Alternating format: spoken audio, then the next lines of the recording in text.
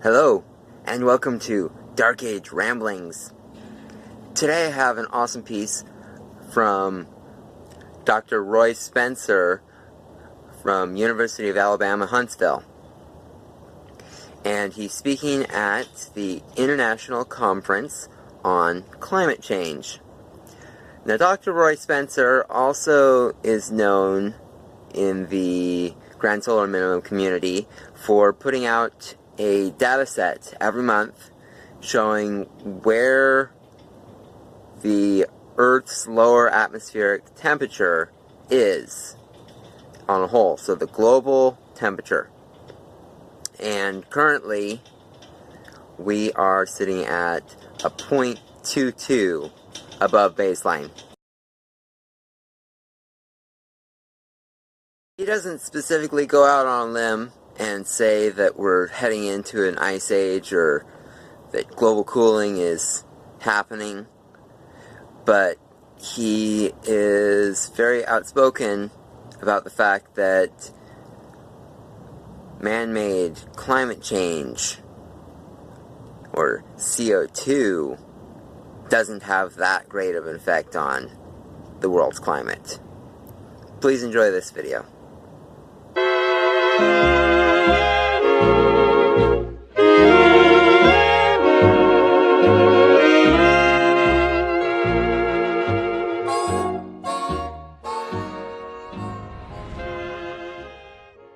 It's my pleasure to introduce to you Dr. Roy Spencer.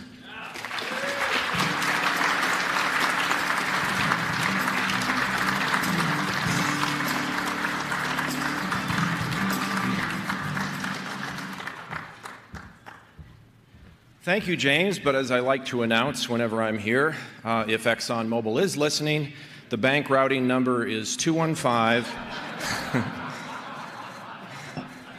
because I'm still waiting.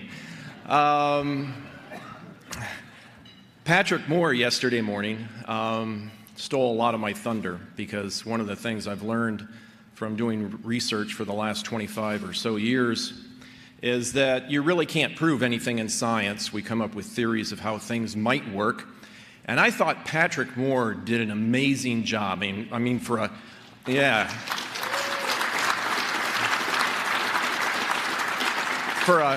1960s nuclear test protesting, whale ship stopping, baby seal saving, long-haired hippie freak, the guy really understands the limitations of science. And boy, are there limitations in the climate realm. You know, too many people think that, science, all areas of science are created equal, and that, scientists objectively look for the answers. And no, I mean, there's two kinds of scientists, male and female. Other than that, they're the same as everybody else. In fact, in many instances, more biased than your average person. Usually when I give a talk, afterwards I get complaints. You lost me after your first slide. So today I'm going to give the least technical talk I've ever given, probably since the 6th grade, or the last time I did Senate testimony, because that's basically, it's the...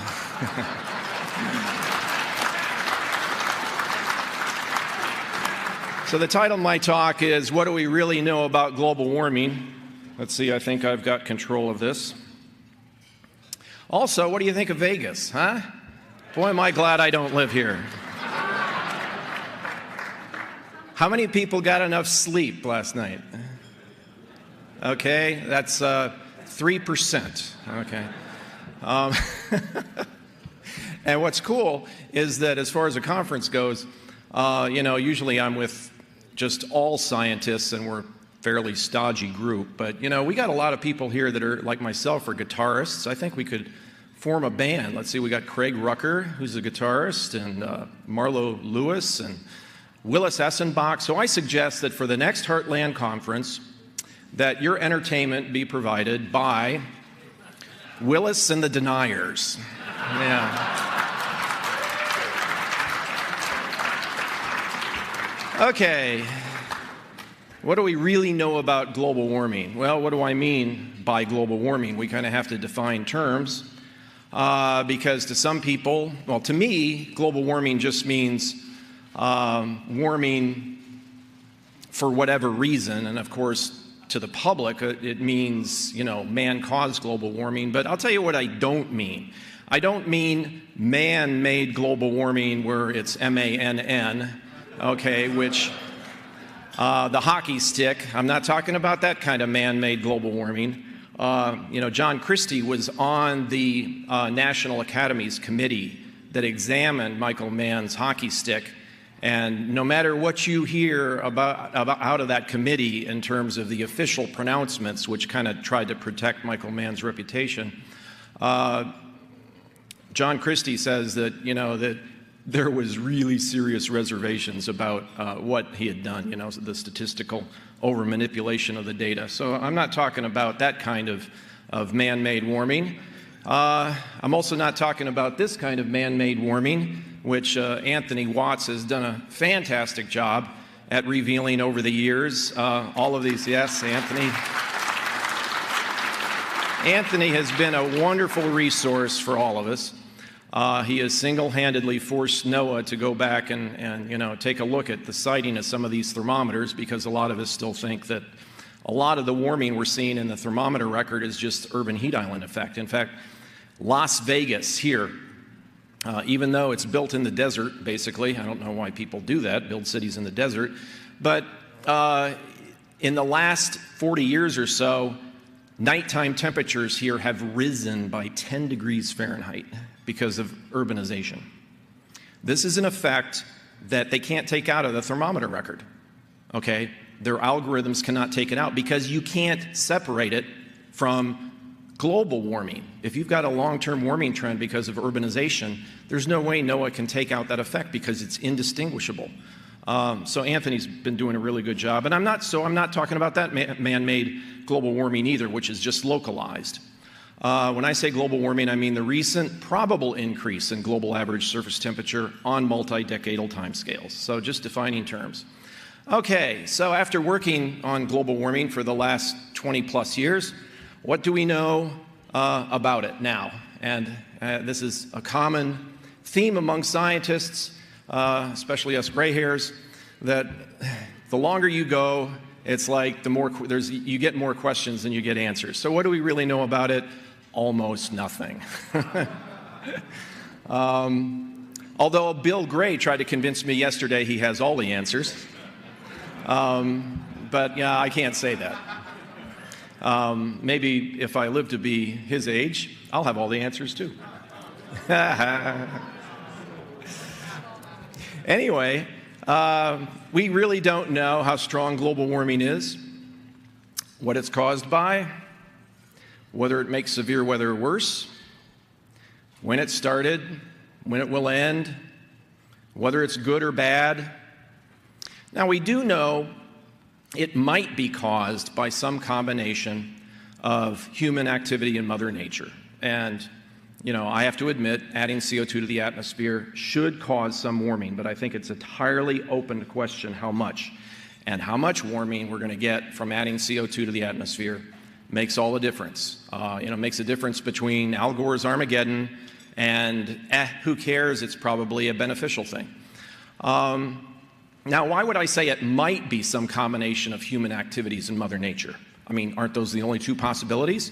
Well, no. As I showed on my blog, I went back and looked at the number of UFO reports while the oceans have warmed, and the correlation is like 0.95.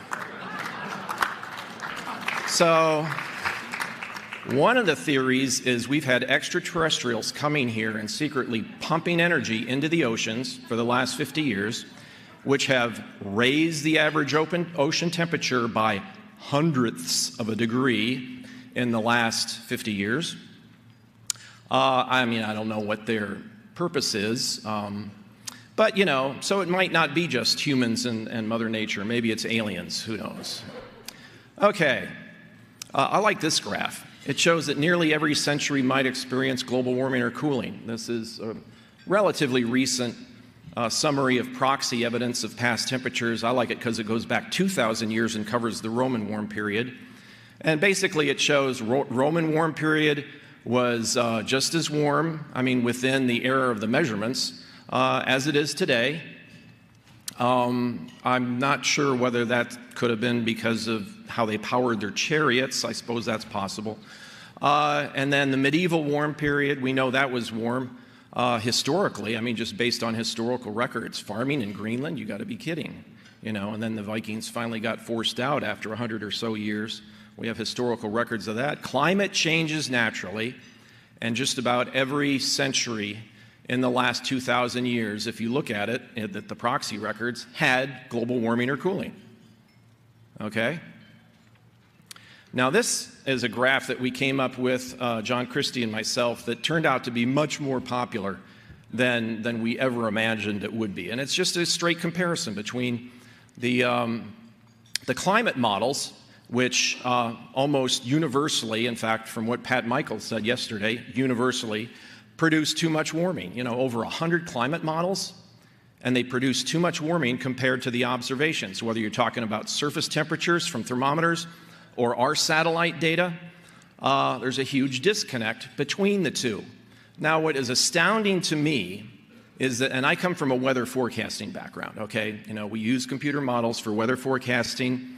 They work very successfully on a time scale of 1 to 2 days in advance. They're just marvels to me. They're almost magical. And we test them. We test, twice a day there are forecasts made, and then the weather forecast centers around the world do statistics of how well they've done. Climate models are not even forecasting. Those curves you see on that chart, those are hindcasts. They already knew what the answer was. They already knew how much warming there was, and they still can't get the climate models to produce that little bit of warming.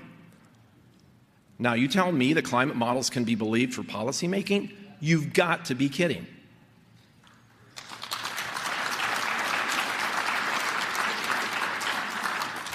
And that's for global conditions, global average temperatures. Here's some regional conditions. This is over the Corn Belt because I'm interested in the Corn Belt because I consult with corn growing interests regarding the coming growing season. In fact, what's great about these guys is, long range forecasting has almost zero skill. Okay, it's just the way it is. But still, growers need forecasts, long range forecasts, for planning purposes. Okay, give us something. It's kind of like, forecasting how many hurricanes there are going to be this year. Just give us something. And what's really cool about working for them is I go there and they pay me to say, we have no clue what your next growing season is going to be like. And they're like, hey, that's awesome. Because they're so tired of all the experts coming in and saying, the growing season is going to be unusually cool and wet, or no, it's going to be hot and dry, and of course, you're right half the time if you've got 2 chances. So, you're batting 50%. Hey, that's pretty good. And they love just having somebody new coming in and saying, hey, we don't have a clue. But anyway, this is a comparison over the Corn Belt of observed temperatures, which is that black line. Look at the 1930s, during the Dust Bowl days of the 1930s. And then that red line is the average of 42 climate models for the same area, okay? And basically, there's no comparison. The climate models can't explain the warmth of the 1930s. It's probably tied to changes in ocean circulation, and the climate models are just lousy with natural variations in the ocean. But look what's happened recently since about 1990 is the models have just tremendous amount of warming. This is averaged over all the climate models I could find at the KNMI website, the Climate Explorer website out of Denmark, I think. And the observations just haven't done it. There's been almost no observed warming over the Corn Belt. And yet the models insist it must be warming. And I think that's why we see the IPCC now starting to hint in the reports that, maybe we shouldn't even trust the observations. Let's just trust the models. Okay. Okay, what else don't we know or do we know about global warming? Well, We don't know whether it's causing worse drought conditions. Probably not. This proxy record based on tree rings from Ed Cook, who's like the godfather of tree ring research in the world. We had some mega droughts in the western United States in centuries past, and there's long-term climate change in that plot right there that goes over the last 1,200 years. In fact, looks like the last 400 or 500 years have been unusually wet in the western U.S. But, if we go back to a dry period, they'll blame that on global warming, of course, rather than nature, which obviously had a major hand in what happened 1,000 years ago.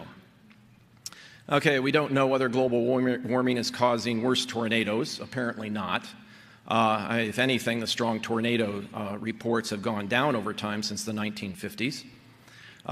In fact, we're near record low levels of tornado activity in the United States. We've already seen this plot before from Ryan Maui at Weather Bell, who monitors the global tropical cyclone activity. We all freaked out in 2005, right? Because there were a lot of hurricanes and an awful lot of them hit the United States. It was absolutely amazing. And then the bottom fell out. And it's been since 2005, almost 10 years, 9 years, since we've had a major hurricane hit the United States. Who would have forecasted that? I mean, nature continually surprises us. Okay, we don't know whether global warming is causing less snow cover. Apparently not. This chart shows basically no long-term trend, although there are large year-to-year variations, which of course are due to global warming. More snow is, global warming. Less snow is global warming. It's all global warming. How about snowstorms, individual snowstorms? Well, here's one. 2 feet of snow in New York City, 1947. Obviously not our fault. Way back then, we hadn't emitted much yet in the way of carbon dioxide emissions. Speaking of carbon dioxide emissions, my lovely wife, Rini, who came with me finally to the first conference, she knows a lot of you people. She reads your blogs. We sat in an airplane for 2 hours in Houston. It was stuffy. And I had always wanted to bring my CO2 meter. I carry a CO2 meter around with me. How geeky is that? And I forgot, it's in the hotel room. I forgot to bring it in the meeting room because I wanted to see what the CO2 levels were in here. We talk about maybe someday CO2 might reach 2x, 2 times what it used to be 100 years ago. Well, for 2 hours, my CO2 meter said we were sitting in 4x CO2. So I was holding the CO2 meter up to the air intake, because I was curious how much of this air is fresh air versus recirculated air in the airplane, The lady next to me looks over, what are you doing? Well, I'm measuring the amount of carbon dioxide in the air. Well, what does it say? Well, it's pretty high. And she starts going,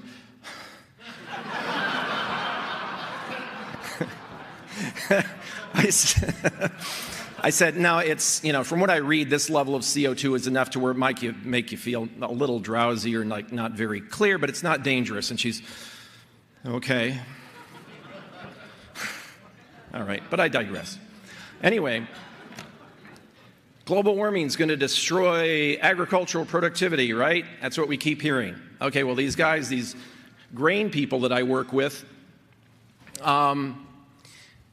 CO2 and climate change isn't even on their radar screen. And the main thing that they do is long-term forecasting of crop yields. And these are plots since 1960 of the increase in crop yields. Now, this is yield, so that's per acre productivity.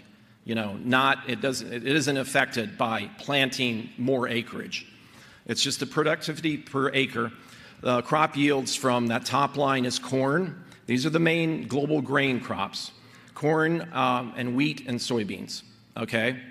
And there has been a steady increase in productivity by a factor of, since 1960, 3 to 5, something like that, increase in grain productivity? I mean, could Paul Ehrlich have been more wrong in the population bomb? Good grief.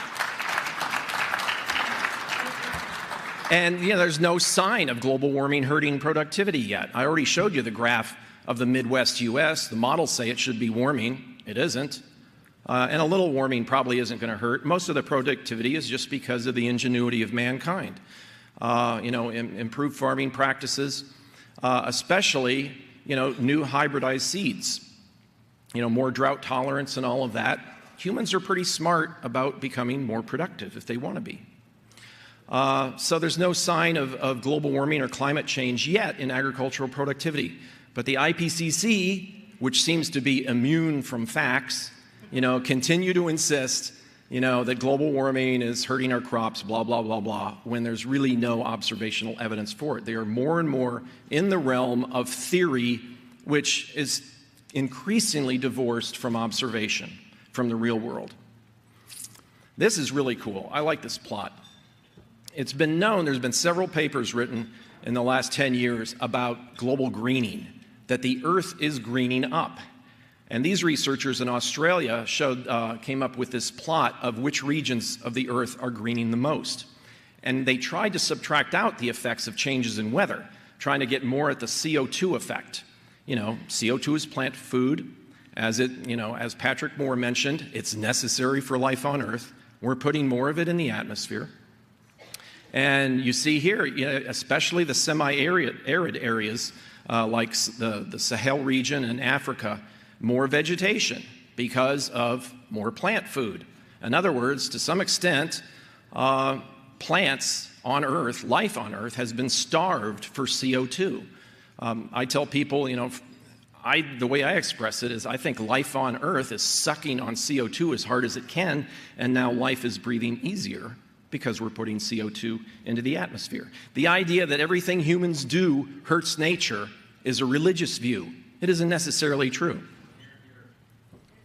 Okay, we do know that even if we are at fault, there's not much we can do about it anyway. Not without stopping most economic activity and killing at least hundreds of millions of people in the world. I love this plot by Bjorn Lomborg, showing how, 200 years ago, of course, all we had was renewable energy, a lot of people burning wood and all of that. Then we've gone to fossil fuels, but even the most optimistic projections by 2035 is that we're not going to have more than maybe 15% renewables. The energy demand by humanity is just too large. You can't stop using fossil fuels without killing people. Okay, we do know that the public is losing interest in climate. I did this, I used a Google tool to look at Google Trends, how searches in Google have changed over the years. In the last 10 years, increase in interest in weather, decrease in interest in climate. Finally, we know that the cause of warming, as I've mentioned, carbon dioxide, is necessary for life on Earth. We know that nature gobbles up half of what we produce. Just as quickly as we produce it, nature gobbles it up, loves it. Given all this evidence, why aren't scientists advocating producing more carbon dioxide?